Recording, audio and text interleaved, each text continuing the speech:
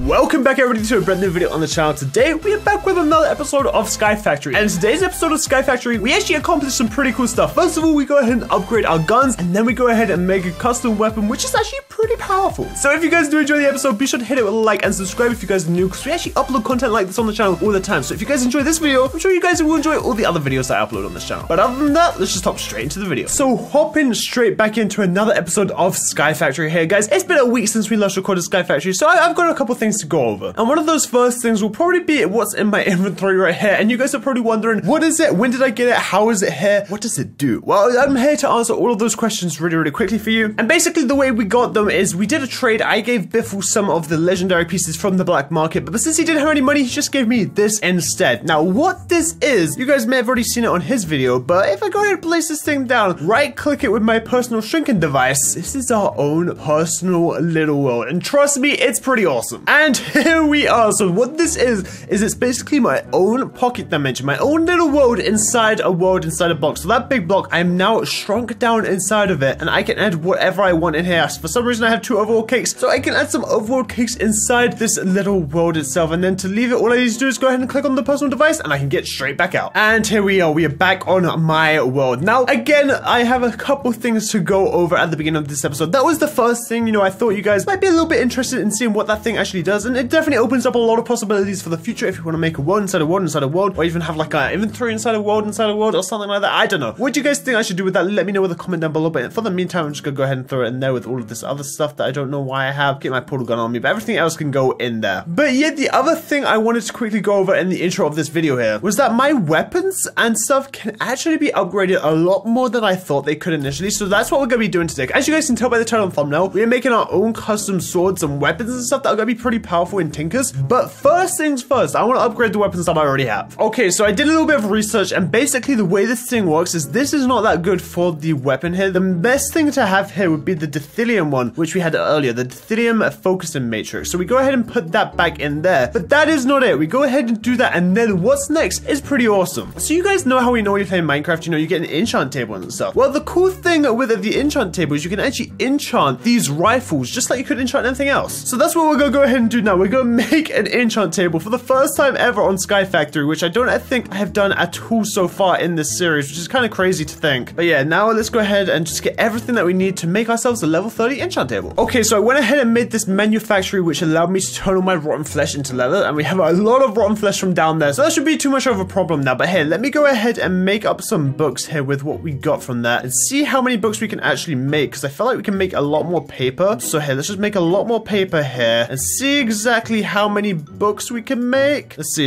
Okay, we made 64 books. That's not bad at all. Now let's see how many bookshelves we can make. How many bookshelves do you need for a fully enchanted table? I have no idea. Well, we have 21 there. Let's see if that would do the trick. So I have 1 book, 2 diamonds, and 4 obsidian. Go like that. We're done. And put everything back in there. Now that we have an enchanted table, the question is where exactly to put it, because we don't really have too much room. I guess this could be the spot right here. So we go ahead and place these all the way around it, just like a normal enchant table would have. And then you go like that, go like that. And is this level 30? Let's have a look. Level 28? Are you serious? Okay, we need like 1 more, I think. 1 more right there now. There we go. Level 30. It says limited enchantability. So I'm not too sure what that exactly means, but here, all I know is I'm gonna grab some lapis and I'm gonna enchant this at level 30, because I can only hope that it will give me overclocking max. Okay, overclock 3? I guess we can go with overclock 3 if I put in the lapis there, overclock 3. Okay, there we go.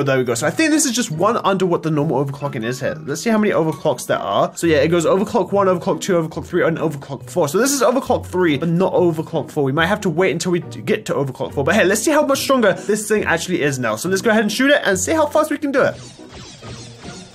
This takes so long to overheat now. This is like so good. I wonder how much damage it actually does to mobs. Here, sheep, it is your final day. Oh, okay, one-shots mobs. Okay, the one-shots those types of mobs pretty easily. Let's try it out on maybe some of these mobs. Hello, my friends. Be gone. Everything is literally just a two-shot. Look at that. That is pretty nice if you ask me. Okay, anyway, let's get away from all of that noise. But now, guys, the main part of this video is not me making my guns more overpowered. It is actually me making my own custom weapons using Tinker's Construct. And you guys know Tinker's construct, you can do some pretty cool things with it. So we're gonna be doing some pretty cool things. I want to make myself a pretty overpowered melee weapon that I can go ahead and hit people with, and I've done some research, and I think I could probably put together a pretty good one. Okay, so now we're getting on into the second part of the episode here, where we're gonna make our first ever proper melee weapon, really. I mean, we've already had this kind of gun and just not really ever had a sword for ourselves. So we're gonna make ourselves a pretty awesome custom sword that does quite a lot of damage here. And that sword exactly is going to be a cleaver made through one of the Tinker's Constructs type stuff. So what we need to actually make ourselves here is a tool forge, which is made super simply just like this. I think if we get ourselves some seared brick here and turn this into seared blocks, that should do the trick here. And then we need ourselves a crafting station as well. So what we need to do for this is get ourselves a crafting table here, put the crafting table like that, turn it into a crafting station, and then turn it into a tool station by putting a blank pattern on top, which is some sticks and some wood. That's not too hard at all now, is it? There we go. Perfect. I just made 20. Oh my goodness, I'm a bot. Okay, anyway, here. Let's go ahead and click on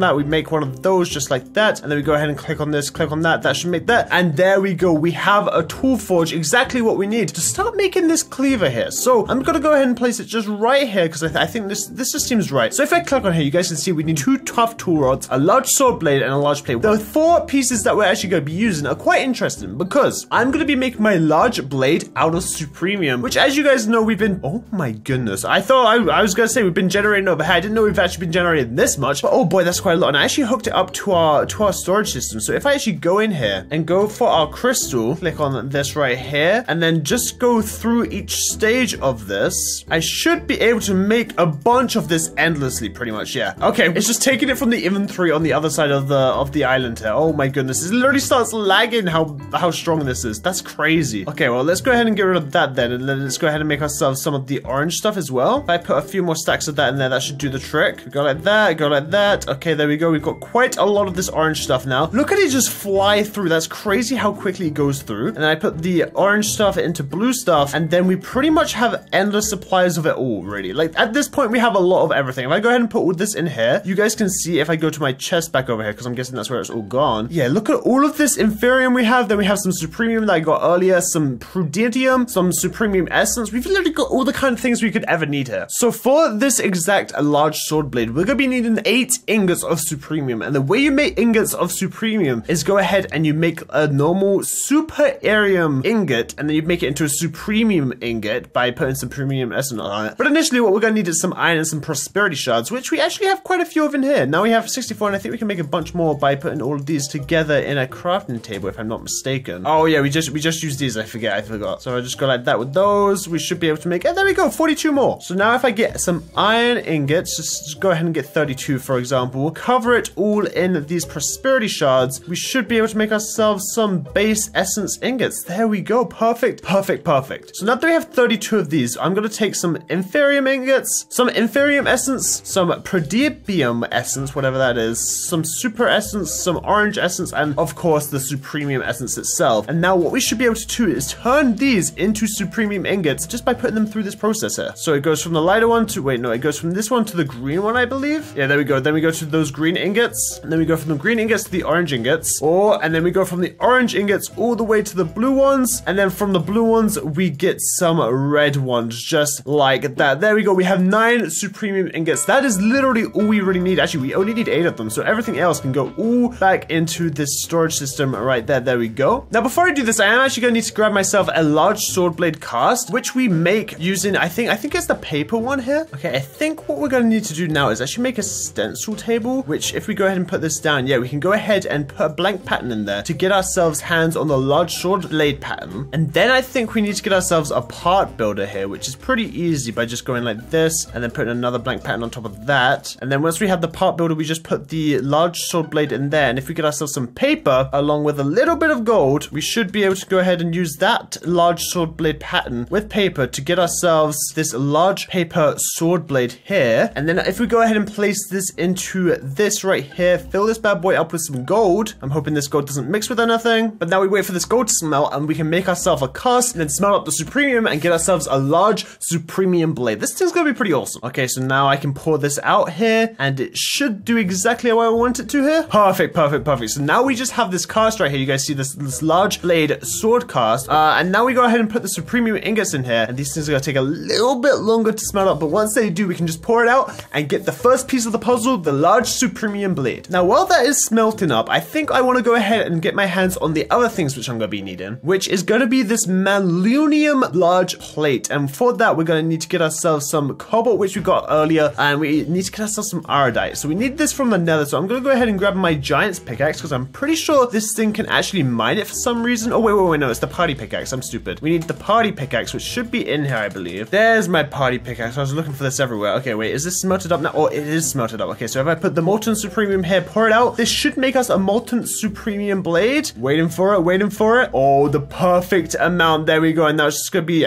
drying off there or cooling down. But anyway, hey, let's go ahead and head into the nether, get our hands on some iodite so we can get some malunium going. Okay, here is some iodite. Now we just need to mine it with my party pickaxe. And there we go. Iodite, am I right?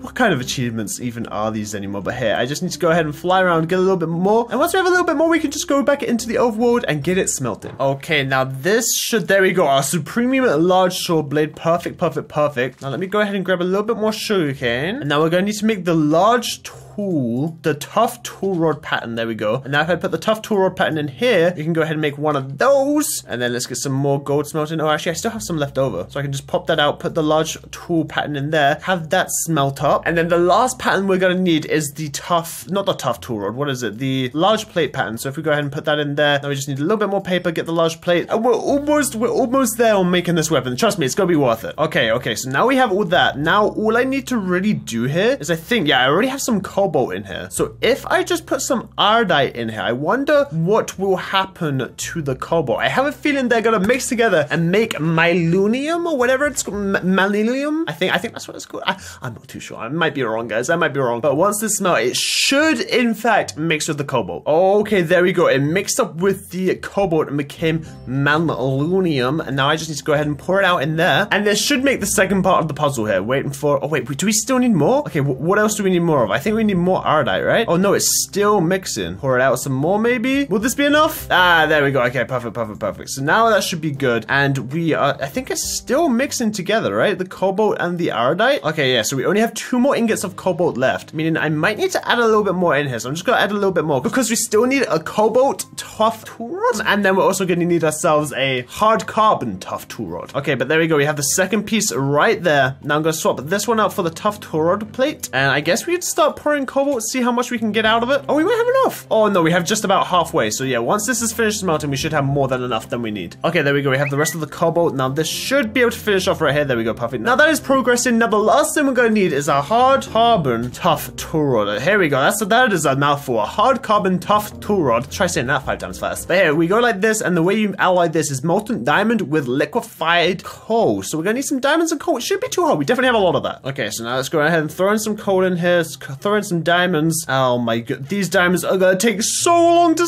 look how long that's gonna. Oh my goodness. Okay, the diamonds are gonna take a while to smell, but once they do, it will all be worth it. There we go. There's our third piece of the puzzle. So now we just need literally one more thing, and we can craft the mighty cleaver. Okay, so these are almost done here. These are literally so close to being done here. And once they are done, they should mix with the liquefied coal to become some hard carbon. I think that's what it's called. Oh, there it goes. There it goes. There we go. Molten hard carbon. Oh my goodness. Now I just need to start letting that run out in there. And this should be everything we need for our cleaver. And there we go. There we go. Okay, perfect. So now I go ahead and click on cleaver right here. There we go. The cleaver is a heavy offensive weapon. It is a powerful strike, but difficult to wield. Cleavers benefit from high damage. That's exactly what we're looking for. So let's go ahead and put the malunium large plate there, the cobalt tough rod, the hard carbon tough tool rod, and last but not least, the supremium large sword blade to create the supremium malunium cleaver. Level clumsy. Perfect. There